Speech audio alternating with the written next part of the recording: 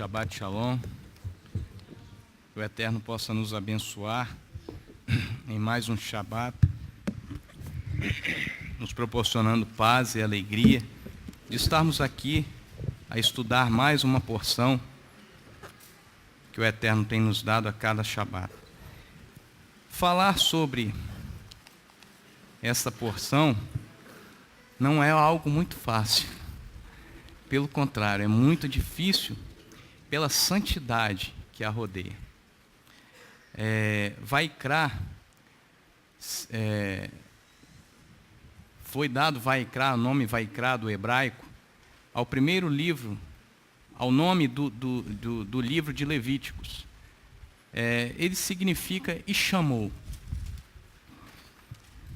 E aí nós podemos pensar, e chamou.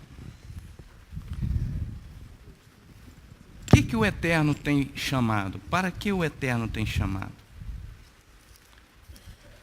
E Levítico é um livro muito profundo, porque traz não lei sobre sacrifício, não lei sobre ritual, ela não traz lei sobre sacerdote, ela não traz a forma legal de como o sacerdote, de como eu e você deveríamos olhar para ela. Não, ela traz um modo de vida que nos conduz a uma santidade. Eu já ouvi pessoas falando assim, mas poxa, o livro de Levíticos é algo assim muito complicado de entender, é uma forma de cerimônia, de ritual muito difícil de ser estabelecido, mas não é, irmãos. Vaikra, Levíticos, é algo formoso, é algo que só pode ter vindo do Eterno mesmo. Porque aqui, a finalidade do livro de Vaikra, e chamou o Eterno, é para conduzir o povo a um caminho de santidade perante o único Elohim, perante o Deus Criador de todas as coisas. E para isso ele colocou essas leis, essa liturgia, para que o homem pudesse se aproximar de Elohim, para que o homem deixasse de fazer as suas coisas cotidianas e estabelecesse ali uma forma de adoração a Elohim. Essa é a Parashá Vaikra. Além das prescrições legais, nós temos ali 3 ofertas que são principais nesse livro de Vaikra. E nós vamos esmiuçar essas 3 que são as mais importantes, mas existem outras. A primeira delas, eu vou pedir que se coloque aqui vamos lá. A primeira delas, a primeira oferta ou sacrifício é o holocausto. Está em Levítico 1, de 1 a 17. O verbo em hebraico significa subir ou erguer. A pastora já falou isso aqui, significa o erguido, né? Você coloca ali o erguido diante de Elohim. A segunda é a oferta de manjares, que em hebraico significa minhá, que é a oblação. Ela não é feita com o derramamento de sangue de animais. Ela é uma oferta de cereais diante de Elohim. O terceiro é o sacrifício pacífico, ou oferenda de paz, que em hebraico significa shelamim, no singular shelem, que vem do radical da palavra shalom. Esse é um sacrifício, não. Isso é um sacrifício pacífico que você oferece a Elohim, mas é também com derramamento de sangue. Essas 3 ofertas, esses 3 sacrifícios, vêm no livro de Vaikra. Inicia-se no livro de Vaikra. Elohim fala bem assim, no versículo 1 do capítulo 1. Chamou o Eterno a Moisés da tenda da congregação e disse: fala aos filhos de Israel e dize-lhes, quando algum de vós apresentar oferta ao Eterno, trareis as vossas ofertas de gado ou de ovelhas. Aqui ele está se referindo aos holocaustos. No capítulo 2 ele se refere à oferta de cereais. E no capítulo 3 ele se refere às ofertas pacíficas. Depois ele vem se tratando das ofertas pelos pecados do sacerdote, pelo sacrifício pelos pecados ocultos e assim por diante. Então, O ritual, todo ritual estabelecido aqui por Elohim, como nós já falamos, tem um alto valor religioso. Alto valor religioso.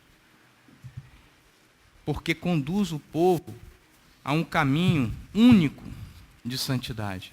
Então nós temos que observar todos esses rituais, todos esses sacrifícios. Mas como observar esses sacrifícios? O povo de Israel oferecia sacrifícios ao Eterno. Mas lá em Amós, vamos lá, em Amós 5,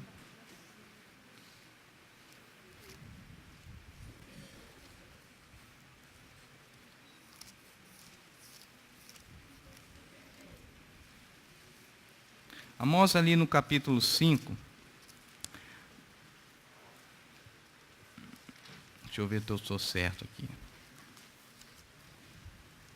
5:22, Amós 5:22, eu estou em Oséias aqui.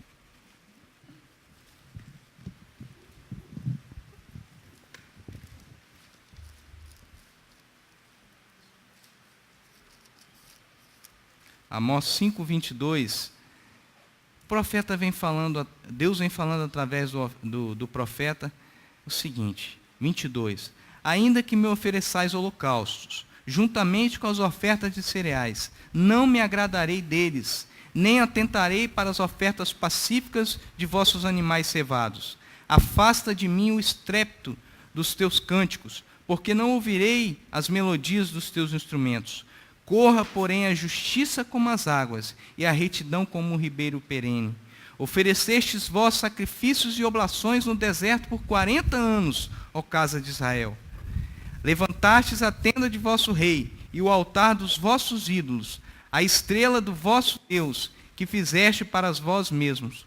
Portanto, vos levarei cativos para além de Damasco, diz o Eterno, cujo nome é Elohim dos exércitos.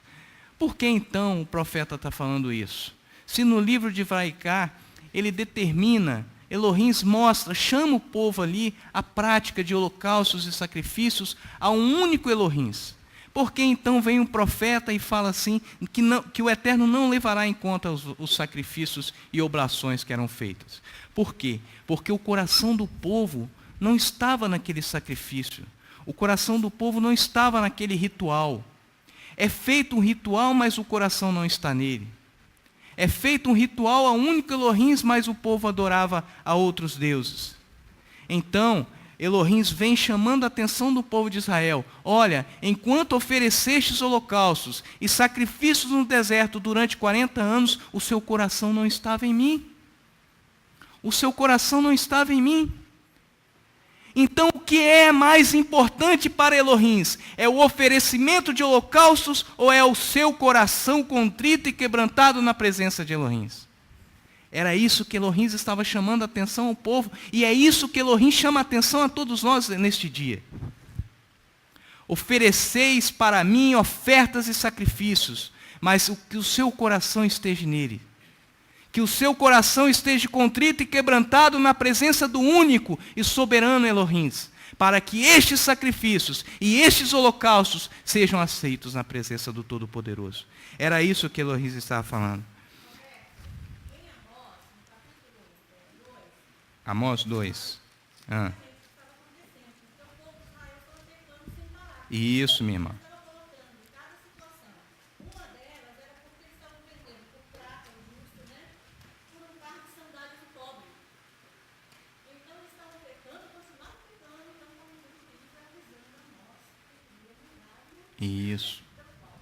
Isso aí. É esse o entendimento. Aí chega lá na época de Yeshua, Yeshua vira para os fariseus e fala, mas vós que pegais a chave do reino,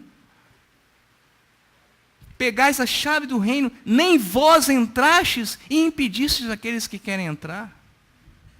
Por causa de quê? Por causa das tradições humanas, que eles mesmos faziam a pretexto de adorar ao único Elohim. A pretexto de adorar ao único Elohim. É o que diz ali no Salmo 94. Salmo 94, vamos lá. Que nós estamos orando todo dia, bem lembrado pela pastora.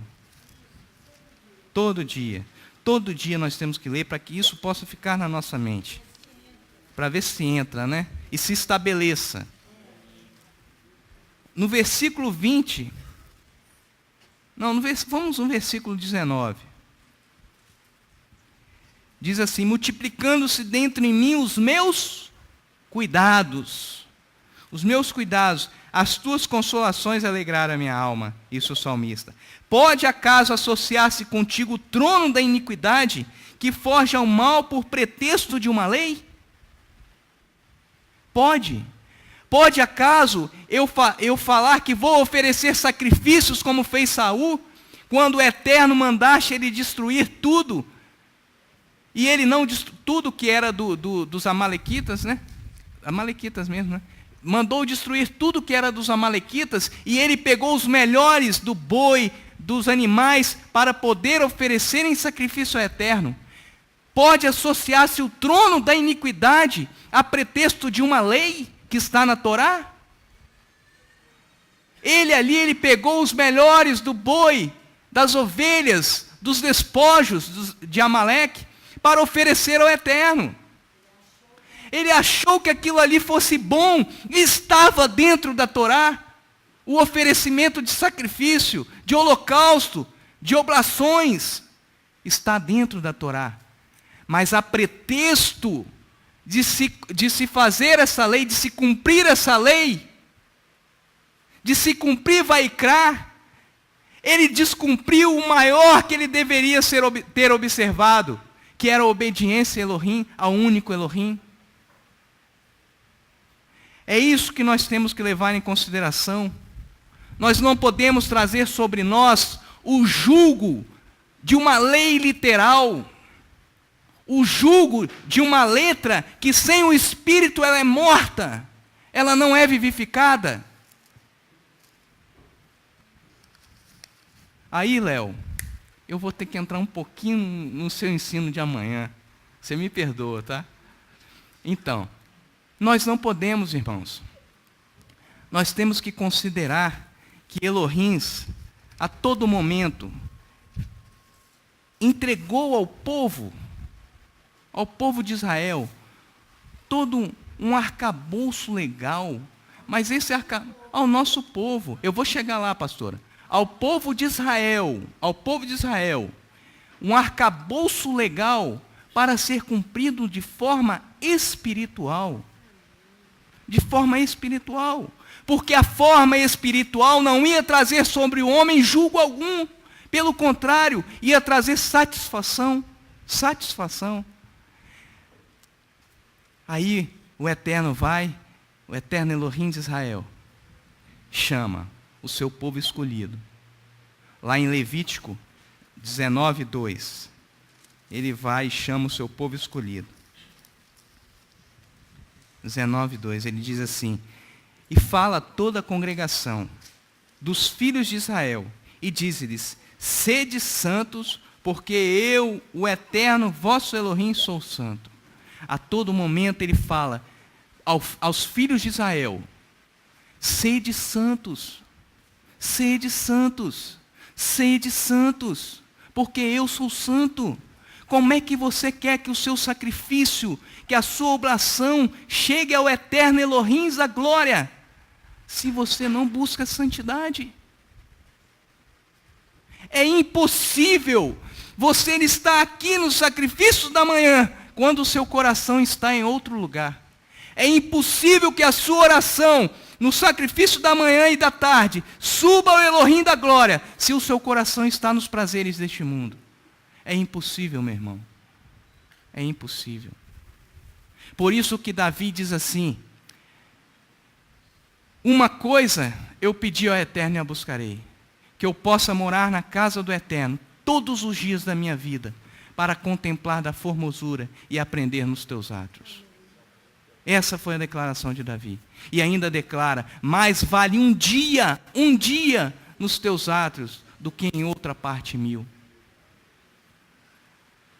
Aí, no versículo 2, ele fala: sede santos. Ele chama ali o povo escolhido. Ele não está chamando os moabitas.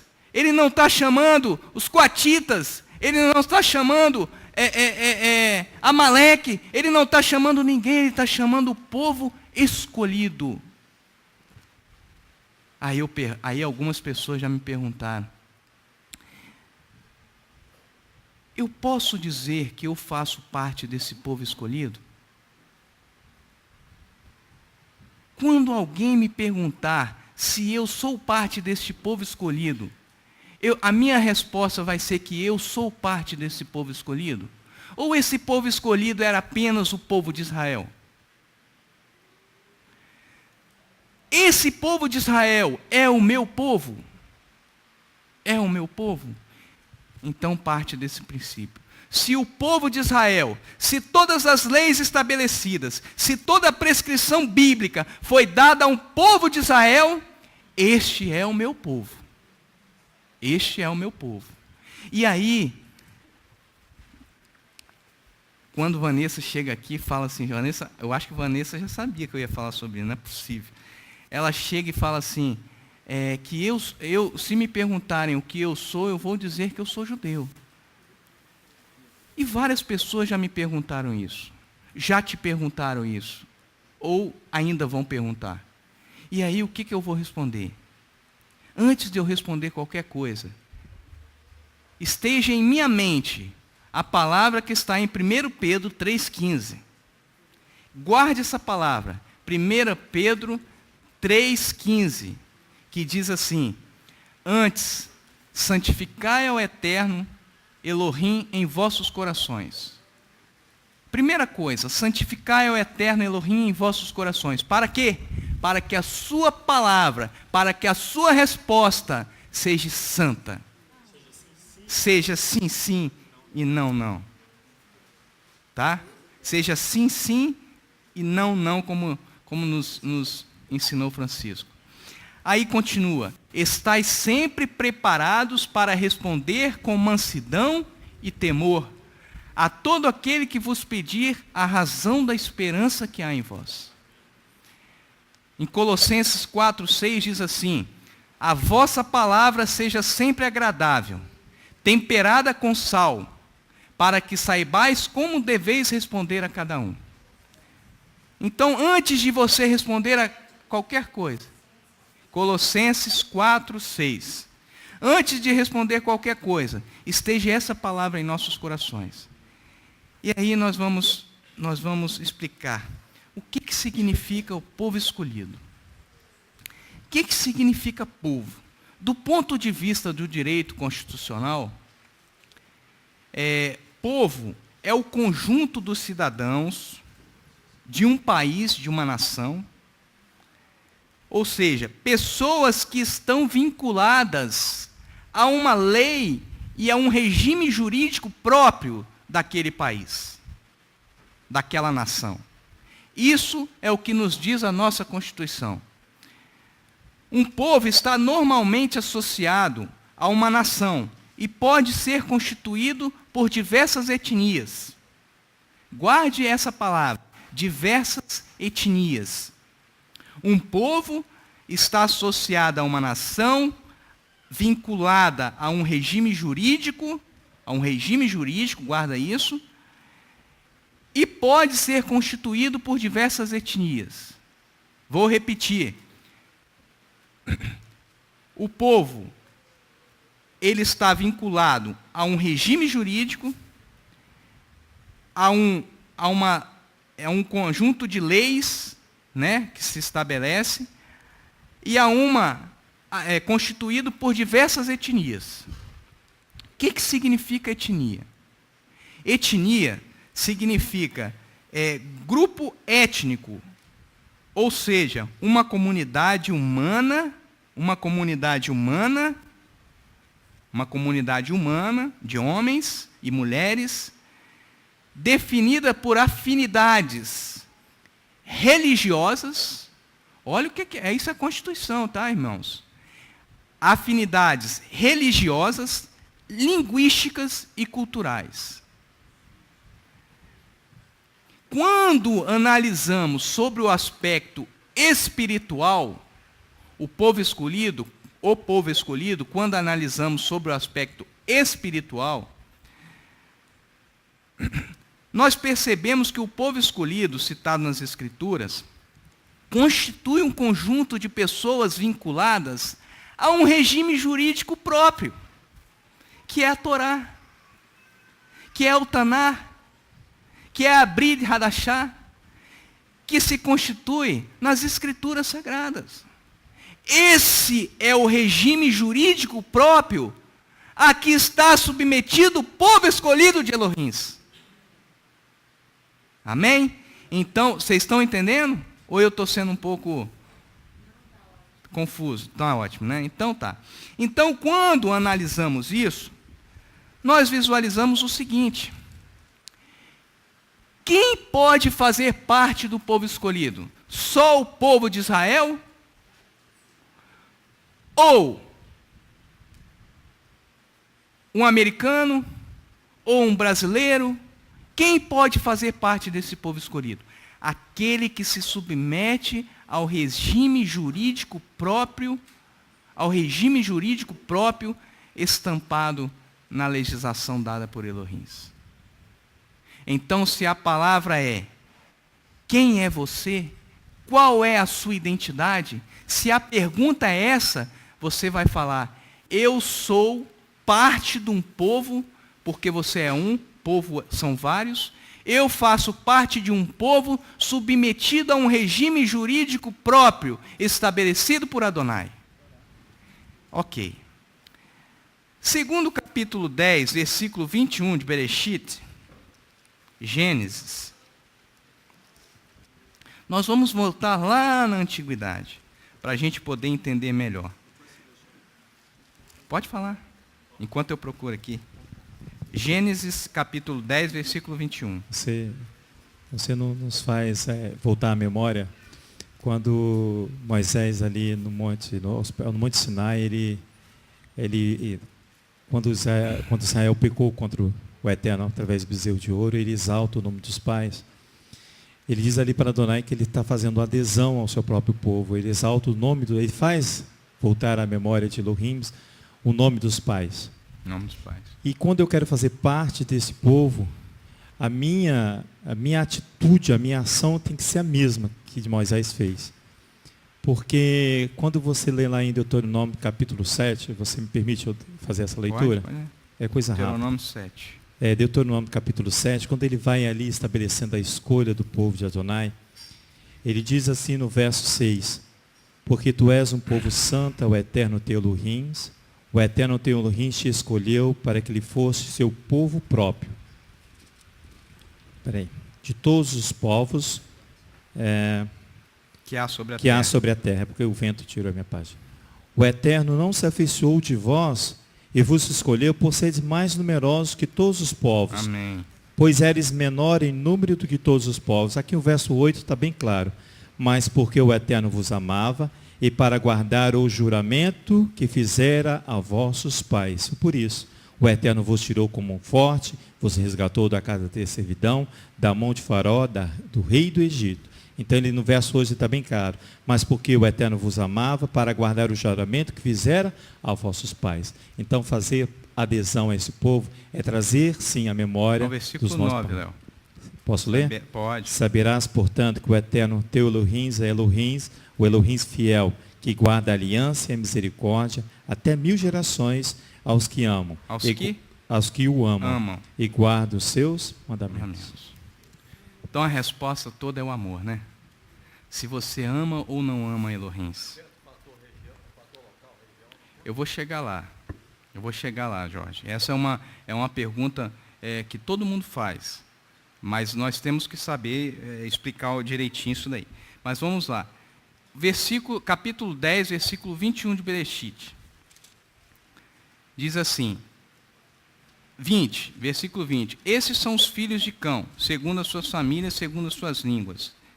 Versículo 21. A Sem, irmão mais velho de Jafé, nasceram filhos, e ele foi o pai de todos os filhos de Éber. A Sem, irmão mais velho de Jafé. A Sem era quem? Primogênito de Noé. Primogênito de Noé. Gerou nasceram filhos. Ele foi o pai de todos os filhos de Éber. Éber, Presta atenção. Foi aí dessa palavra Eber, vem os hebreus. Dessa palavra Eber, vem os hebreus. Essa palavra gerou a expressão hebreus, o nome hebreus. Eber foi considerado os ancestrais dos hebreus e gerou Arfaxade, que gerou Salá. É porque eu peguei aqui na outra tradução. Que gerou Eber, que gerou Peleg, que gerou Reu, que gerou Serug, que gerou Naor, que gerou Terá, e aí então gerou Abrão. Certo? Abrão. Gerou Abrão, não gerou Abraão, não. Abrão. Aí o que acontece? Estava-se espalhado sobre a terra, ali, nessas gerações, uma religião politeísta. Politeísta, que é a adoração de vários deuses. E Elohim chega para Abraão e fala assim: Abraão, sai da sua parentela, sai dessa idolatria da sua parentela, e vem adorar ao Deus único, ao Elohim que criou todas as coisas, porque de ti farei uma grande nação. Essa foi a promessa inicial para Abrão. Essa foi a promessa inicial para Abrão. Então Abrão saiu da sua parentela, saiu de Ur dos Caldeus e foi para Canaã, onde hoje é o território de Israel. Lá peregrinou, a sua descendência peregrinou ali por Canaã. Enfim, no meio dessa história, Elohim chega a Abraão e fala assim: olha, Abraão, o seu nome vai ser mudado. A partir de hoje não chamarás mais Abrão, pai exaltado, mas se chamarás Abraão, pai de muitas nações. Muitas nações, não é de uma nação, Jorge. É de muitas nações. O que Elohim queria dizer com isso? Abraão, em ti serão benditas todas as nações da terra, todas as famílias da terra. Quando Elohim propõe isso, propõe essa promessa para Abraão, ele está dizendo o quê? Que a intenção dele era qual? Era de que o povo visualizasse que só existia um Deus, e que todo aquele que amasse a esse Deus seria parte desse povo escolhido. Era essa a promessa para Abraão. Era essa a promessa para Abraão. Que promessa maravilhosa. Pode falar, Léo. Dá o microfone lá. Fala no microfone para sair na internet. Mas depois vai para o... O interessante é que o que você acabou de falar está ali em Gênesis 12, né? E ele fala ali: em ti serão benditas todas as famílias da terra.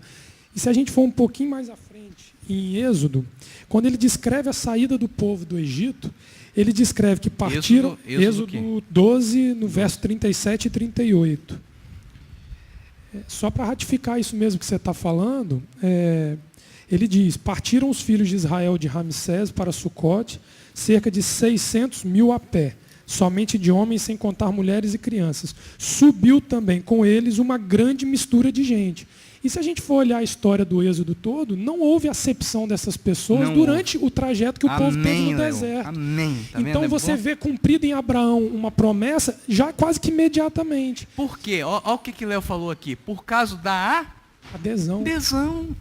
E o grande problema que hoje a gente enfrenta na questão de identificar essa identidade que nós temos é que, devido a todo o massacre que o povo judeu sofre a partir, principalmente nos anos do cristianismo, né, com toda a perseguição, eles começam a se encolher dentro deles mesmos, com medo de se abrirem como antigamente o povo era aberto. Porque você não vê descrito em nenhuma passagem onde haviam outros povos junto com Israel, a acepção desses povos, desde que esses povos se inclinassem diante do mesmo Deus que Israel. Pelo contrário, eu vou trazer uma citação aqui. Isso, eles agregavam as pessoas a esse, vou trazer a uma esse citação conceito. Aqui de Salomão, quando ele ora ali pedindo que o estrangeiro fosse atendido quando amasse a Adonai.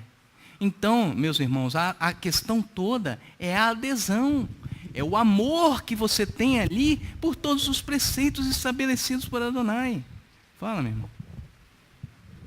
Eu acho que não chega aí, não.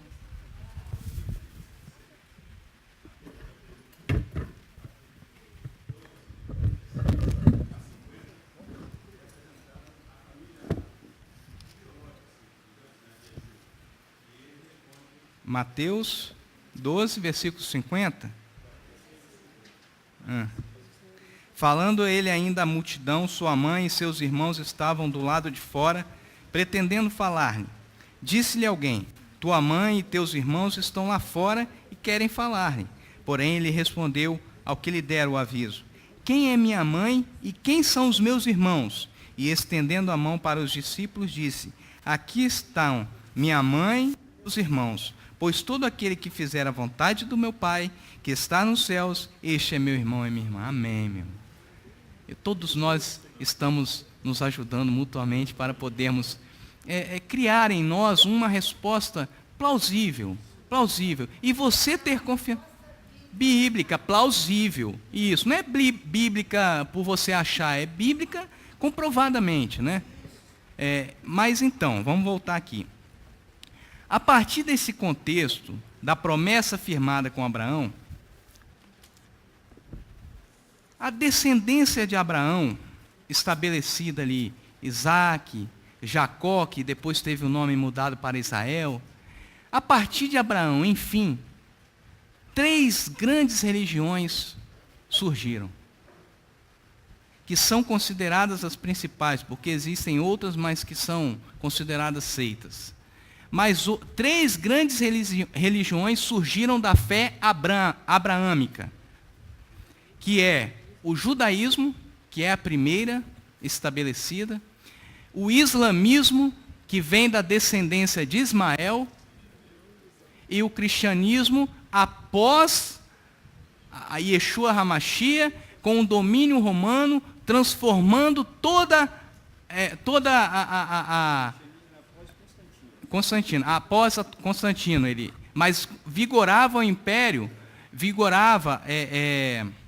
como que eu posso falar?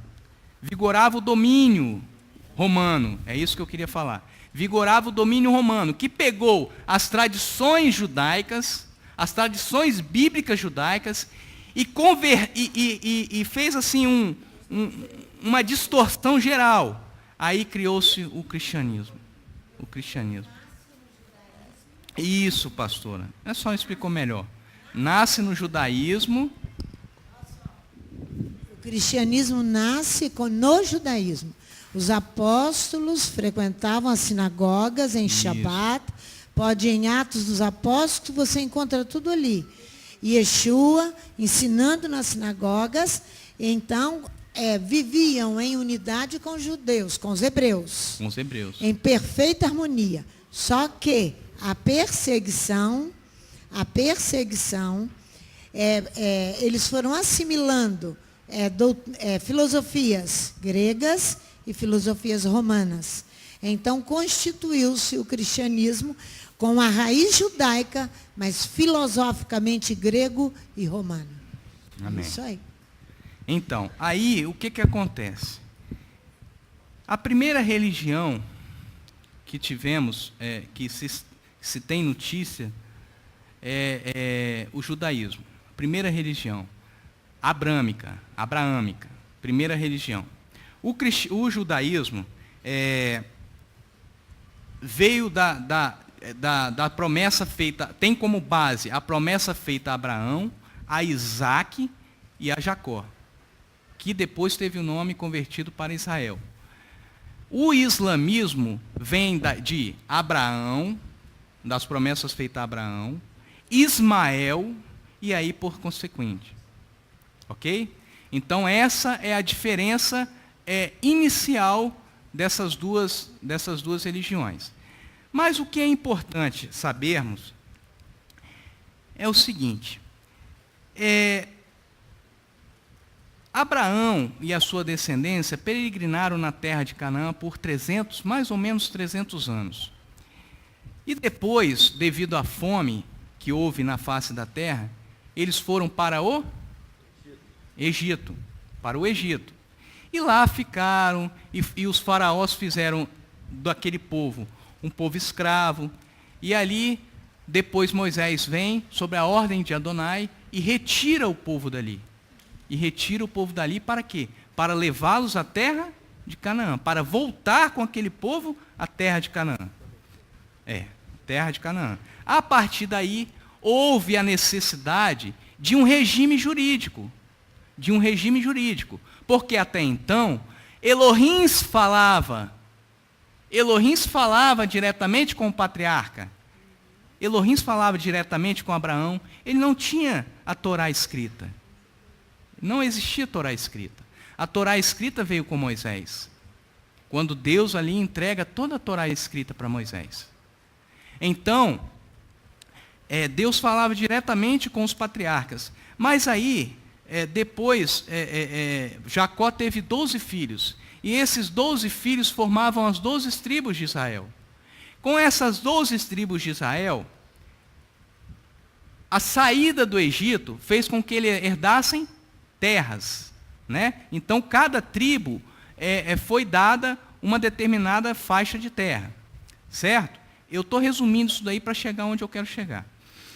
Mas foi apenas com o reino unificado de Davi, quando o rei Davi foi e unificou as 12 tribos de Israel, é que se tem notícia de que o reino ali passou a se chamar Reino Judeu. Não sabia disso não, pastor. Fui estudar, fiquei sabendo disso. Amém. A pastora está falando que a nação, um povo,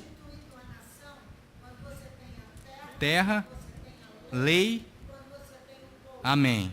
Então você tem a terra, que foi ali distribuída às 12 tribos. Você tem a lei, que é o regime jurídico que regia aquele povo.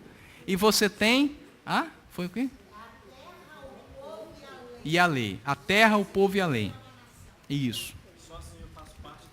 Isso. Só que, a partir da unificação feito pelo rei Davi, as 12 tribos constituíram um reino chamado Reino Judeu. A partir daí, você chamava o povo de Israel, passou a se chamar o povo de Israel com o nome judeu. Mas o que é judeu? O que é ser judeu? O judaísmo é uma religião e uma filosofia de vida, um modo de vida. Um modo como você leva a vida diante de um regime jurídico. Então, isso que significa o judaísmo. Mas o que significa o povo judeu? O povo judeu constitui um grupo étnico-religioso. Étnico-religioso. Ou seja, étnico-religioso. Vou explicar o que significa. Nós já vimos o que significa etnia, mas nós vamos voltar lá. Etnia significa... Deixa eu ver aqui onde que está aqui.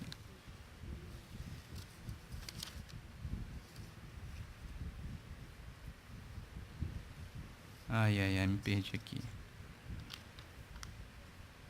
Etnia significa estar debaixo de regime. Lembra que eu falei isso? Isso, aqui, está aqui. Etnia. Grupo étnico é uma comunidade humana definida por afinidades religiosas, linguísticas e cultural. Então, o que era o povo judeu? O povo judeu é um povo interligado entre si, que sobre afinidades religiosas. Por isso que ele é chamado de um povo étnico-religioso. Ou seja, ele é ligado por afinidade religiosa, que está debaixo de um regime jurídico, ok? Entendemos isso daí. Aí, o que acontece? Quando nasceu ali o povo judeu, apesar de que a única expressão, o único registro do nome judeu está no livro de Esther, o primeiro registro, Esther, capítulo 2, versículo 5. É o primeiro registro que se faz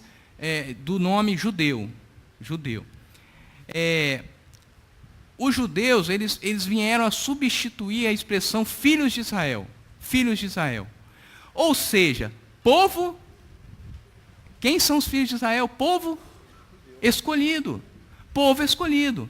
Então os judeus vieram a ter a nomenclatura, a ser considerado, a mudar a expressão dos filhos de Israel. Aí passaria a ser judeus. Eles podem ser de qualquer nacionalidade, interessante isso, podem ser de qualquer nacionalidade, cor, e podem viver em países diversos. Olha só, podem ser de nacionalidade diferente, uma da outra, pode ser de cor diferente, de raça diferente, e pode ser espalhado por toda a face da terra. Um exemplo claro disso é que a maior comunidade judaica do mundo é a dos Estados Unidos. Não é de Israel. Estados Unidos tem 40,9% de judeus. Israel tem 40,6% de judeus. Por que isso? Por que isso? Não, 40% dos judeus estão nos Estados Unidos. Então vou explicar direito. 40,9% dos judeus estão nos Estados Unidos. 40,6% dos judeus estão em Israel. Hoje Israel possui 7,300 milhões de habitantes. Israel. 7,300 e poucos milhões de habitantes. Israel, que moram em Israel. Aí não sei não, João. Aí eu não sei quantos. Então, eu vou pedir para botar ali, mas eu acho que eu já falei muito, só mais para frente. Já passou? Põe lá no final. Hoje a nação de Israel, a nação de Israel hoje. Israelita ou israelense? Primeiro, qual é a diferença entre israelita e israelense? Israelita é do português europeu. Israelita. Israelense é do português brasileiro. Quem nasce em Israel é considerado por nós brasileiros israelense. É o termo usado, israelense. Quem nasce em Israel. Pelos portugueses europeus, né, eles consideram israelita. É a diferença de nomenclatura que eles fazem. Ou seja, israelita e israelense é um cidadão do moderno Estado de Israel, independente da sua origem étnica ou credo religioso.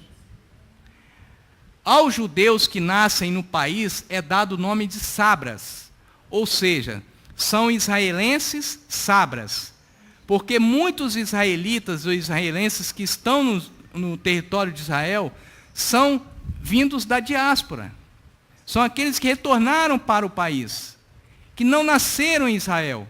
Os que nascem em Israel são muitos. Os que nascem em Israel são considerados sabras. Israelenses sabras. O Estado de Israel compreende principalmente judeus, árabes e cristãos e outros em sua minoria. Como cidadãos de Israel, são identificados como judeus israelitas, árabes israelitas e cristãos israelitas. Ou seja, judeu ali é considerado nacionalidade? Judeu é considerado nacionalidade? Não. Em nenhum momento judeu é considerado nacionalidade. Quem nasce na nação de Israel é chamado de sabras, israelitas. Israelitas, sabras. Israelitas sabras. É a diferença que eles chamam para quem nasceu e para quem veio da diáspora. Tá? Então, nós podemos observar que judeus não são aqueles que nascem no território de Israel.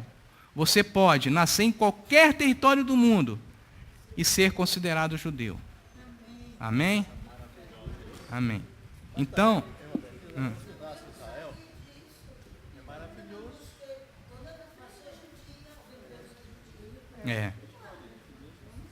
Não nasceram, não. Passa o microfone aí. Eu só quero que você lê Gálatas 3, 26, Gálatas 3. 26 a 28. Eu vou chegar lá. Eu vou chegar lá. Posso ler depois? Ah. Tem judeus que nascem em Israel, mas não tem religião nenhuma. Tem, os ateus. Olha só já. Então, olha só. Nasceu em Israel, é israelense, é israelita. Um árabe, ele pode ser muçulmano. Islâmico.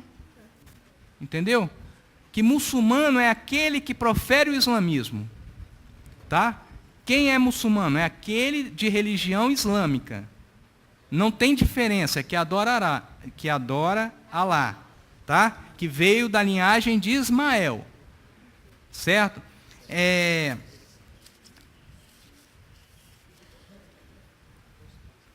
Então, é aí que nós observamos que o fato de você ser ou não judeu não interfere na sua nacionalidade.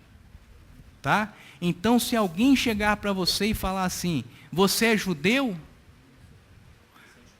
O que você vai dizer? Sim, eu sou judeu. Por que você é judeu? Porque eu faço parte de um regime próprio, estabelecido por Adonai, a Abraão, a Isaac e a Jacó. É fácil. Só que os ortodoxos, os judeus ortodoxos, eles consideram que você só é judeu se for filho de mãe judia.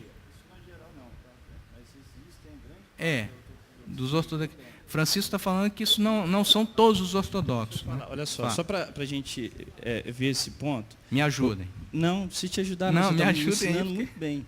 Nesse sentido, quando o que a gente visualiza? Se a gente observar, dar a resposta para agradar as pessoas, nós nunca vamos achar uma resposta correta para agradar os homens. Amém, porque dentro do conceito judaico, embora existe algo que una todos os judeus, que é a Torá, existem várias filosofias e diferença entre eles.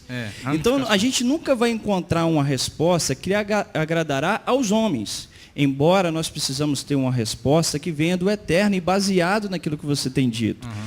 Um exemplo que nós podemos enxergar isso de uma forma muito clara, e o judeu enxerga isso, você pode ser judeu por uma linhagem, por ser descendente, por uma questão sanguínea, e você pode ser um judeu por assimilação. Assimilação ao contexto da Torá. Um exemplo claro disso. Nós estamos na internet? Não, né?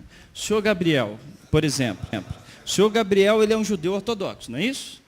Quando o Léo foi e falou para ele, que ele falou assim, não me mande dinheiro no Shabat. O Léo na hora falou assim, não, senhor Gabriel, pode ficar tranquilo. Eu também guardo o Shabat. Ou seja, na hora que ele visualizou que o Léo tem algo semelhante com ele, que é a guarda da Torá, que é o que faz do Léo ser um judeu, ele passou a chamar o Léo de irmão. Baruch Hashem, né? Baruch Hashem, nós somos brothers, nós somos irmãos.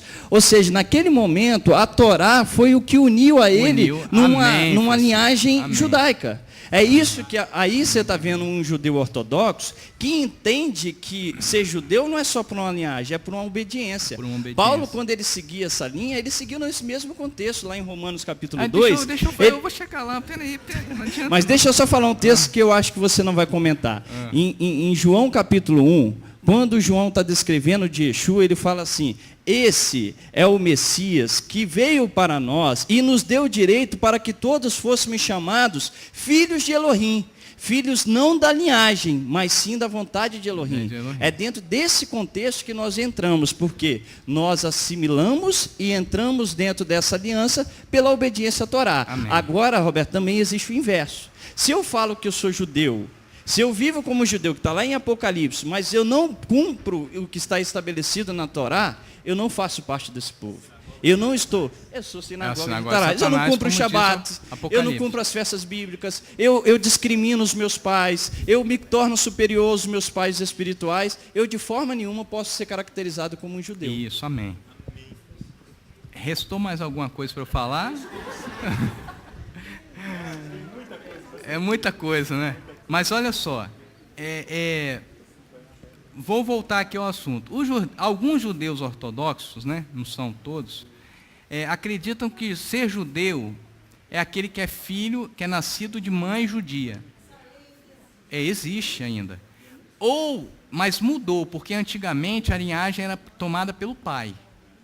Na Bíblia, a linhagem era... Isso, que veio a linhagem da mulher, não é isso? Então, mas também você pode ser considerado pelos ortodoxos como judeu, quando você, após muitos estudos da Halahá, que são as leis judaicas, da religião judaica, incluindo os 613 mandamentos da Torá, incluindo o Talmud, a Mishnah, os mandamentos rabínicos, tudo isso, incluindo tudo isso. Quando você passa por tudo isso, aí você é considerado judeu para os ortodoxos. Para os judeus progressistas, que é aquela ramificação que existe, para os judeus progressistas, o judeu progressista diz que você é judeu se qualquer um dos pais for judeu. Seja homem, seja a mãe ou seja o pai. Se qualquer um dos dois for judeu, você tem a linhagem sanguínea ali, ó, questão de sangue. Você é judeu. E também aqueles que creem, ou, se você não tiver o sangue, aqueles que creem no modo de vida judaico. Os progressistas levam isso em consideração. Mas os judeus do retorno, o que eles entendem? Aqueles que estão a retornar, aqueles que querem verdadeiramente cumprir o que está na palavra, esses entendem, como Francisco ia me adiantar, o que Paulo diz lá em Romanos. Vamos lá. Romanos 2, versículo 28.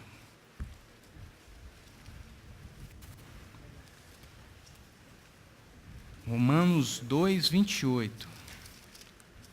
Diz assim: não é judeu o que o é exteriormente. Não é judeu o que é exteriormente. Nem é circuncisão o que é exteriormente na carne. Mas é judeu o que o é no interior. E é circuncisão a que é do coração, no espírito, e não na letra. Por que isso, meus irmãos? Porque o louvor não pode ser dado ao homem. A glória não pode ser dada ao homem. Elohim diz: eu não dou a minha glória a homem nenhum. A homem nenhum. Para dizer: eu tenho circuncisão na carne. Eu sou judeu de sangue. Isso não tem valor se você não cumpre o regime jurídico próprio estabelecido por Elohim. Suscitar a descendência, amém. Até das próprias pedras. Então, ser ou não ser judeu é muito mais além do que aquilo que você imagina. Ser judeu é uma vida de santidade a Elohim, é uma vida plena e absoluta em busca da santidade. Se é que eu, na minha condição humana e física, conseguirei alcançar, mas lutarei até o fim da minha vida para que eu possa alcançar. É isso que é ser judeu. É esse que é um coração circuncidado. Roberto, então a resposta, se perguntar se nós somos judeus, somos porque obedecemos a Torá conforme nossos pais. Amém. Somos porque obedecemos a Torá, que é o nosso regime jurídico próprio, e porque estamos aderidos, temos adesão às promessas feitas a Abraão, a Isaac e a Jacó. Fala. Sim, a minha descendência não é física, mas é espiritual naquele a quem eu amo. É essa que é a descendência. Roberto, quem nasceu em Israel, ele não segue religião nenhuma, não segue a Bíblia, a Torá. Aquele que não segue é ateu. Nasceu lá e ele é israelita, Jorge. Ele é israelita. Mas ele não é judeu. O judeu é aquele que é de coração.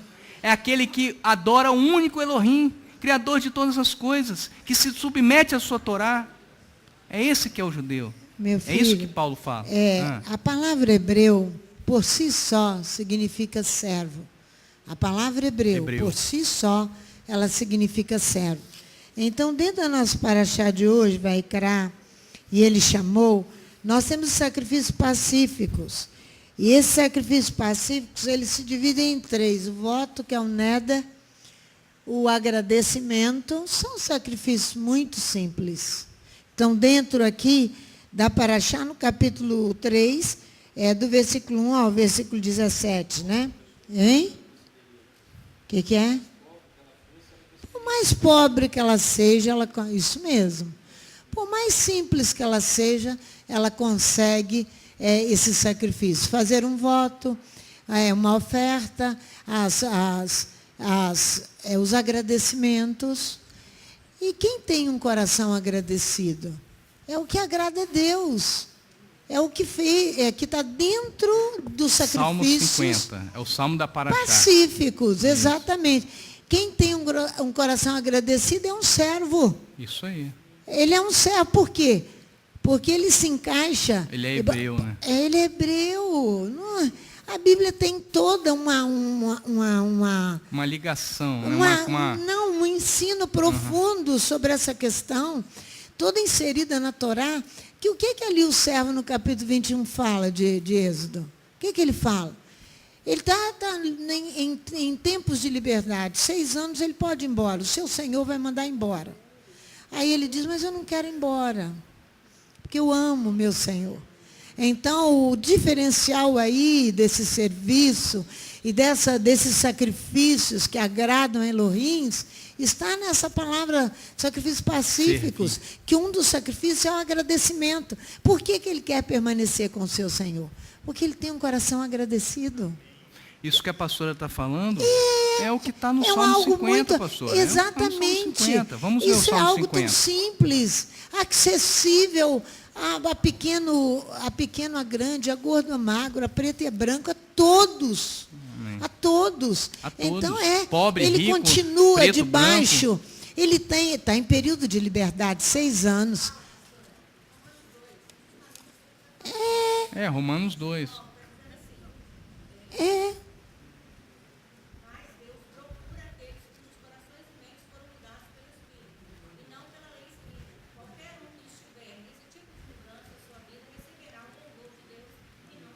Mas sabe o que me preocupa? Essa questão de dizer, eu sou judeu e tá. Eu estou feliz com o ensino, que eu estou aqui aprendendo também, como vocês.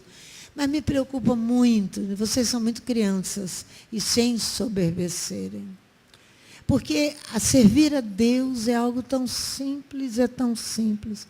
O sacrifício é aquilo que Francisco falou, acessível a todos. A todos, a todos, a todos. Os sacrifícios permanecem. Eles não foram destituídos. Eles não foram destituídos. A Torá não foi destituída em nada. Ela permanece. Nós temos que sacrificar. Mas nós temos que saber que nosso Deus é um Deus que vai que vai nos atender quando nós nos submetemos à servidão a Ele. Porque tem que entender que 6 anos o servo estava livre para ir embora. Ele não quer ir, ele quer permanecer. Ele quer permanecer com o seu Senhor porque ele ama o seu Senhor. Ele quer um relacionamento. Ruth, Por isso que as pessoas não encontram lugar, espaço, tempo para os sacrifícios da manhã e da tarde que estão na Paraxá também. Por isso que eu falo, os sacrifícios não foram abolidos. Não encontram espaços. Porque não conhecem o amor. Ainda não conhecem. Eu pregando na igreja americana, eu me lembro lá de Colossenses capítulo 4, 3 ou 4. E eu dizia para eles, o problema de vocês, não é igreja americana, a Maria Célia deve lembrar disso. Vocês não são agradecidos. É o sacrifício pacífico. Shalom. São as ofertas de paz. De paz. São as ofertas de paz. Então é uma coisa, o que Elohim pede de ti é tão simples. É tão simples. É tão não pouco. Precisa você ir ao céu para buscar, nem ao mar para. Exatamente. Pode responder que você é judeu, mas não deixe subir ao seu coração. Não deixe isso subir. Semana que vem nós vamos colocar aqui, hastear uma bandeira num mastro de 9 metros de altura, da altura dessa casa. Anunciando a nossa nação, nosso povo. Mas ao mesmo tempo estamos orando, Jeremias 3, nós pecamos, nós e os nossos pais. Porque o relacionamento entre os filhos e os pais não são nada agradáveis. Não é verdade? É verdade, mas aí o rei Salomão, após a construção do Mishkan, lá em 1 Reis 8:41, 1 Reis 8:41. 1 Reis 8:41. 1 Reis 8:41. Ele estava orando ali por todo o povo de Israel, pelo nosso povo. E aí ele disse assim, no versículo 23, ele diz assim, e disse, ó Elohims, ó eterno Elohim de Israel, não há Elohim como tu, em cima nos céus nem embaixo na terra, que guardas a aliança e a benevolência para com os teus servos, para com os hebreus, para com aquele que tem um coração hebreu, para com os filhos, para com aqueles que estão servindo. Não há Deus semelhante a ti, que de todo o coração andam diante da tua presença. Coração. Aí lá no versículo 41 diz assim, também ao estrangeiro, também ao estrangeiro,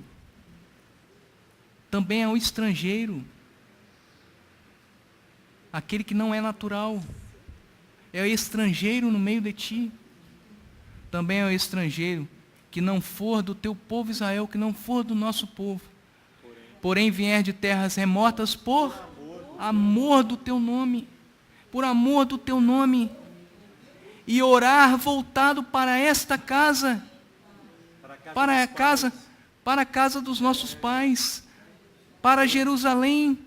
Ouve, eterno, ouve tudo os céus, lugar da tua habitação, e faze conforme tudo que o estrangeiro a ti clamar, a fim de que todos os povos da terra conheçam o teu maravilhoso nome, para te temerem como o teu povo Israel, e para saberem que pelo teu nome é chamada esta casa. Essa casa aqui, que Elohim está edificando, não somos nós. Essa casa aqui não é uma casa física, é uma casa espiritual, que é chamada casa de oração para todos os povos. Poderão viver juntos os ortodoxos, os cristãos, os gentios, desde que tenham no coração o amor por Adonai. No Salmo 50, diz assim no versículo, deixa eu ver aqui, Salmo 50, 5, diz assim, 4, diz assim, chama, e chamou, vai crer, e chamou, Elohim chama os altos céus e a terra para julgar o teu povo, porque os céus e a terra são testemunhas,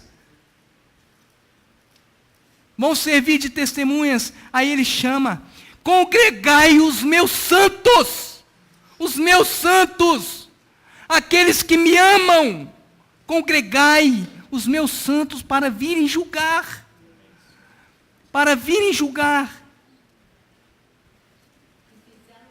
que fizeram comigo uma aliança com sacrifícios. Que sacrifício é esse, irmãos? Que sacrifício é esse? Aí ele vem falando, conheço todas as, aqui, da tua casa não aceitarei novilhos. Olha o 8, não te repreendo pelos teus sacrifícios e holocaustos. O Eterno não repreende a nós por causa que nós estamos sacrificando. O Eterno repreende a nós porque a finalidade do sacrifício não está em nosso coração. Ele não repreende pelo boi.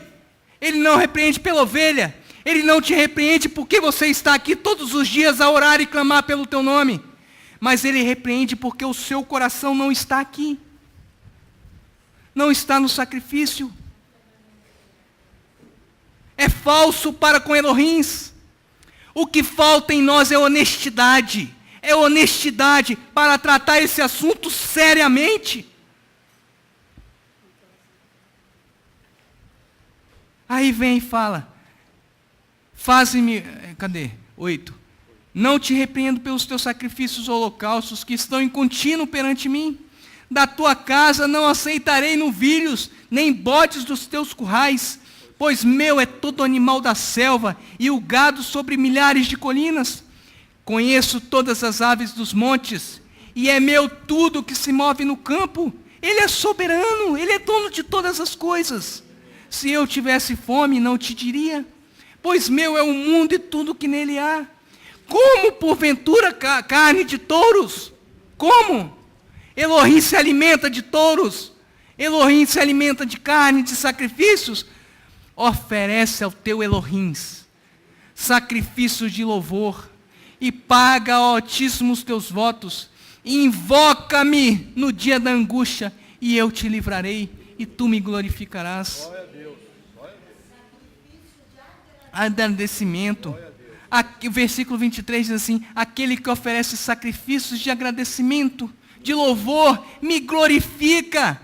E aquele que bem ordena o seu caminho, eu mostrarei Yeshua Rabashia, que é o caminho para a salvação. É o caminho para a salvação. Mas nós não estamos aptos a ouvir coisas mais profundas. Nós não estamos. Nós não estamos aptos. Nós criamos em nosso coração todo tipo de idolatria. Todo tipo de idolatria. Nós não estamos aptos a ouvir coisas mais profundas que o Eterno tem para nos dar. Por isso Ele vai nos dando aos poucos. Esses dias eu cheguei para a pastora e falei, pastora, em doses homeopáticas, pastora, se Elohim nos revelasse tudo de uma vez, nós morreríamos. Nós morreríamos. Porque a sua glória seria tão grande que ninguém resistiria. Nós não estamos aptos para entrar em assuntos mais profundos. Não estamos. Nós não, é por causa de nós. Porque se eu falar aqui de alguma coisa que você não concorda comigo, você é o primeiro a se levantar e falar, eu não concordo. Eu não concordo. É a primeira coisa. Como iremos aprender desse jeito? Se você já cria em seu coração um repúdio por aquilo que está sendo ensinado. Resistência. Um coração não grato. Como que eu vou oferecer minhas ofertas de paz perante o Eterno? Lá em Isaías 44.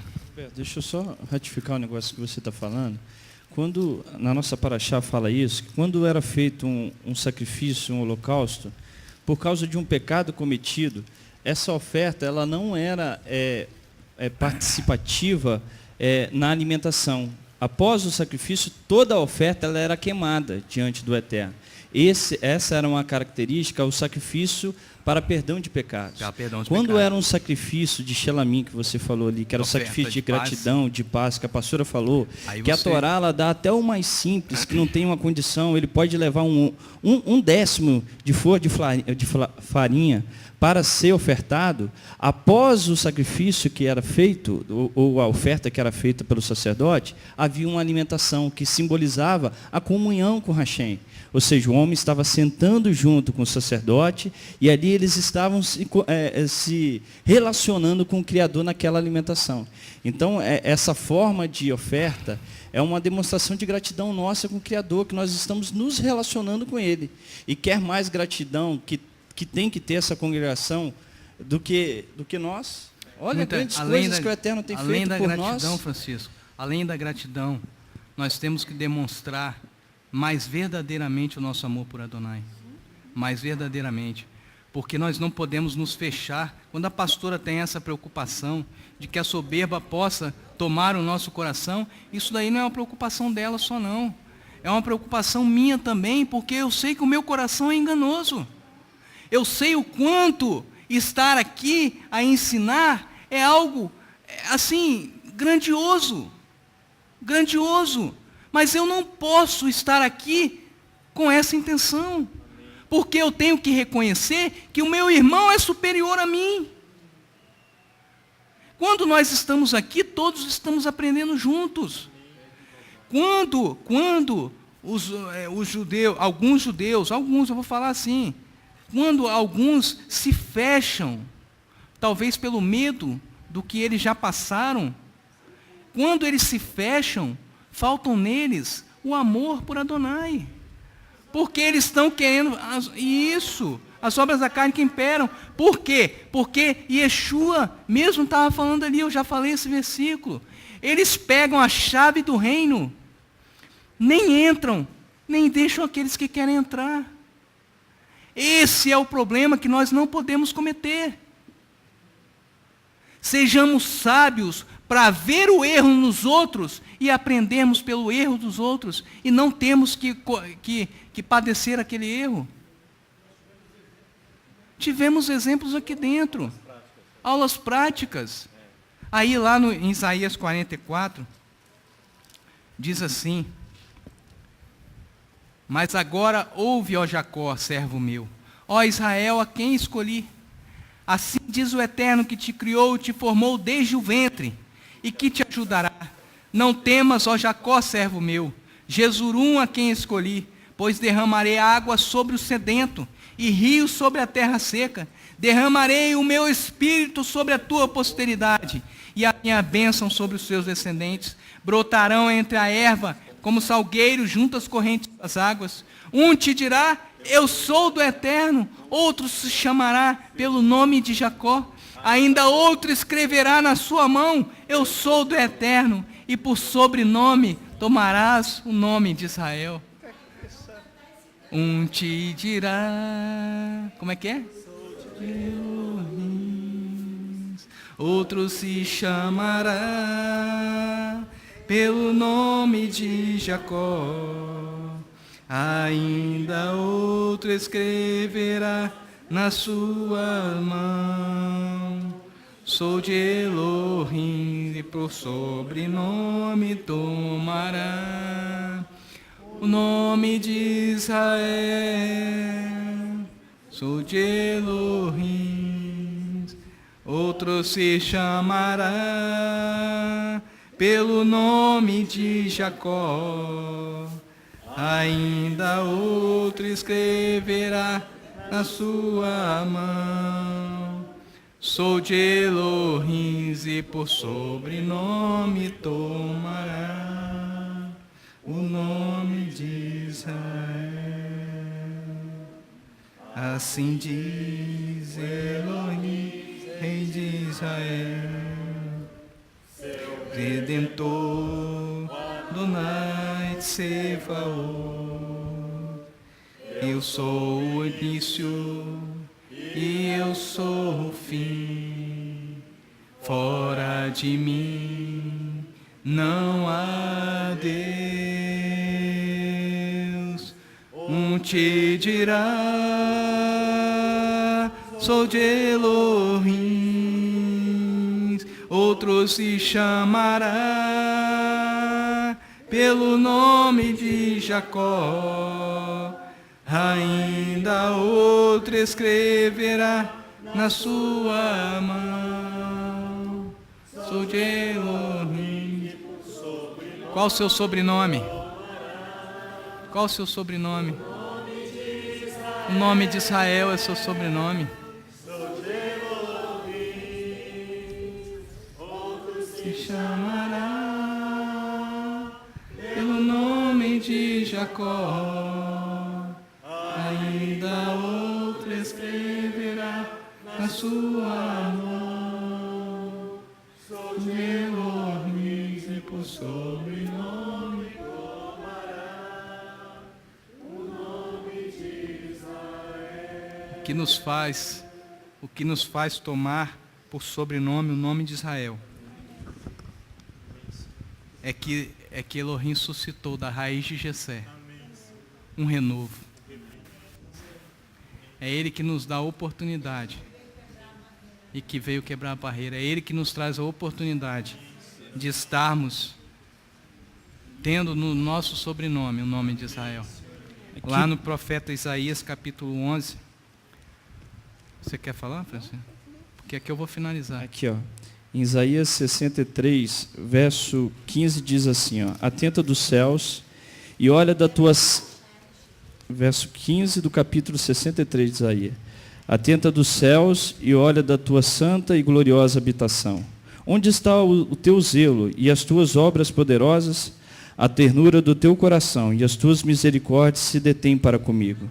Olha o verso 16. Mas tu és o nosso Pai. Ainda que Abraão não nos conhece e Israel não nos reconhece, tu és o Eterno, és o nosso Pai, nosso Redentor. Desde a antiguidade é o teu nome. Amém. Amém. Aleluia.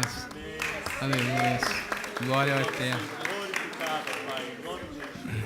Isaías ainda diz que é possível. Ainda há esperança para que vivamos juntos.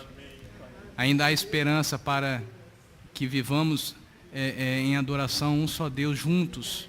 Quer seja judeus, quer seja gentios, que amam a Elohim, quer seja ortodoxos, quer seja cristão, quer seja árabe, quer seja qualquer um, muçulmano, ainda há esperança, porque Isaías, no capítulo 11 de Isaías, no versículo 1 diz assim: do trono de Jessé brotará um rebento, e das suas raízes um renovo frutificará.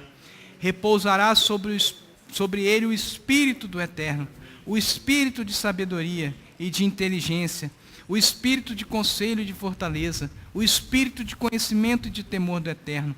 Lá no versículo 41 diz assim, lá no versículo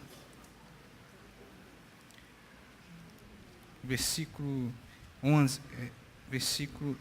deixa eu ver aqui, versículo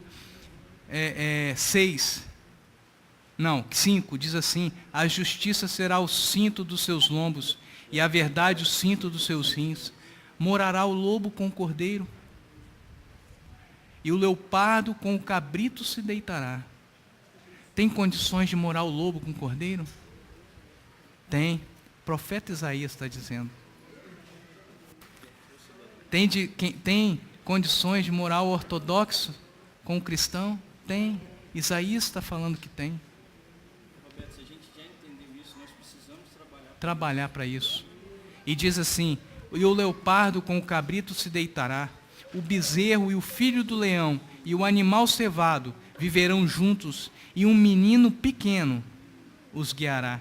A vaca e a ursa pastarão juntas, seus filhos juntos se deitarão, e o leão comerá palha com o boi. Brincará a criança de peito, aquela que mama, sob a toca da áspide. E já o desmamado meterá a mão na cova do basilisco. Não se fará mal nem dano algum em todo o monte da minha santidade, pois a terra se encherá do conhecimento do Eterno, como as águas cobrem o mar. Naquele dia, as nações perguntarão pela raiz de Jessé, que será posta por estandarte entre os povos. Amém? Amém. O 12.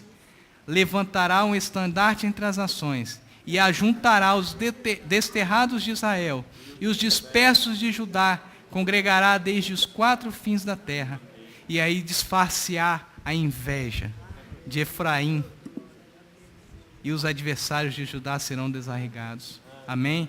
Que o Eterno possa nos abençoar, que o Eterno possa nos dar a entender essa profundidade que é a palavra de Adonai, e que possamos estar com o coração aberto para recebermos mais conhecimento, mais entendimento da sua palavra. Amém?